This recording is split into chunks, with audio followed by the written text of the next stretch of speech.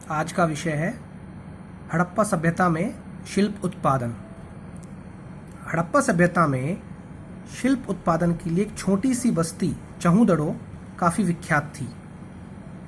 यह काफ़ी छोटी बस्ती है, परंतु शिल्प उत्पादन में इसका महत्वपूर्ण स्थान था। शिल्प कार्यों में मनके बनाना, शंख की कटाई, धातु कर्म जिसमें कि धातु संबंधी कार्य किए जाते थे, मोहर निर्माण तथा बाट बनाना जिनका उपयोग वजन करने के लिए किया जाता था, आदि सम्मिलित थे। मनकों के निर्माण के लिए इनके द्वारा जिन पत्थरों का प्रयोग किया जाता था वो काफ़ी विशिष्ट थे। इनमें सबसे प्रमुख था कार्नियल, जो कि सुंदर लाल रंग का पत्थर था। इसके अलावा जैस्पर, सफ्टीक, क्वार्ट तथा सैलखड़ी जैसे मुलायम पत्थर का इस्तेमाल होता था। इसके अलावा तांबा, कांसा तथा सोने जैसी धातुएं तथा शंख, फ्योंस और पकी मिट्टी, इन सभी का प्रयोग मनके बनाने में होता था।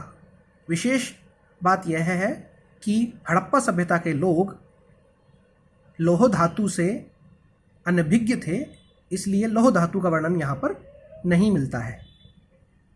कुछ मनके जो थे वो 2 या 2 से अधिक मनकों को आपस में जोड़कर बनाए जाते थे। ये कई आकार के होते थे: चक्राकार, बेलनाकार, गोलाकार, ढोलाकार तथा खंडित।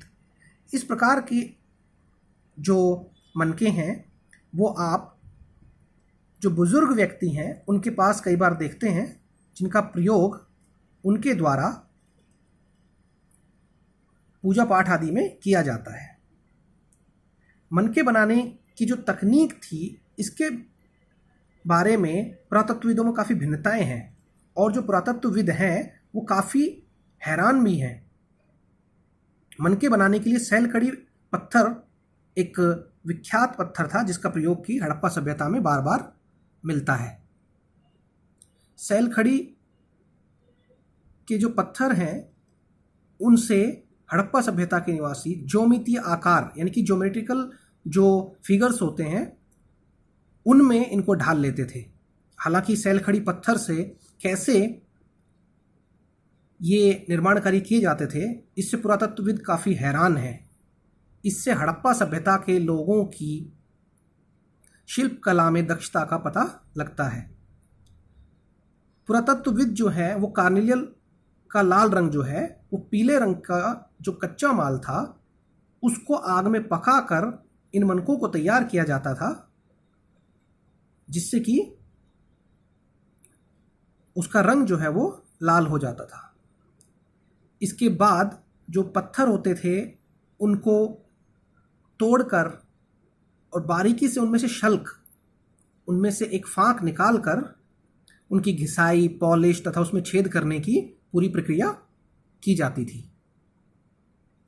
अगर आप ध्यान से देखेंगे तो आप पाएंगे कि नागेश्वर और बालाकोट, जो कि दोनों ही समुद्र तट के समीप बस्तियां हैं, ये विशिष्ट केंद्र थे जहां से कि माल जो है वो दूसरी बस्तियों तक ले जाया जाता था। चहूदड़ो और लोथल इन स्थलों से मोहनजोदड़ो और हड़प्पा जैसे शहरी केंद्रों तक सामान को ले जाया जाता था। अब इन उत्पादन केंद्रों की पहचान जो है पुरातत्वविद कैसे करते हैं, ये एक आश्चर्यजनक विषय है। इसके लिए उनके द्वारा शंख, प्रस्तरपिंड, तांबा, कच्चा माल और यहाँ तक कि जो कूड़ा करकट है उसका भी प्रयोग किया जाता है। यदि किसी स्थान पर, जैसा कि चहूदड़ो में प्राप्त हुआ है, वहाँ पर मनके जो बनाए गए थे उनका जो कूड़ा करकट था वह मिला है, जिससे कि इस बात के स्पष्ट संकेत मिलते हैं कि वहाँ पर बड़े स्तर पर इनका कार्य जो है वो किया जाता था।